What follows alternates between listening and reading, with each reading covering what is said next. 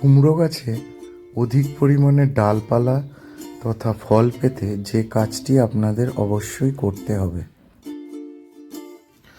গাছটির যে মূল শাখাটি আছে ওই শাখাতে মোটামুটি 10 থেকে 12টি পাতা রেখে আগাটা ভেঙে দিতে হবে।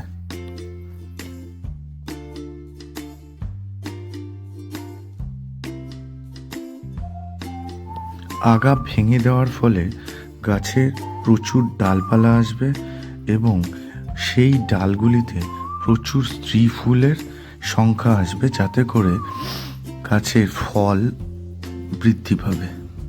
এইভাবে কাটিং করে দিলে গাছে প্রচুর পরিমাণে কুমড়ো পাওয়া যেতে পারে।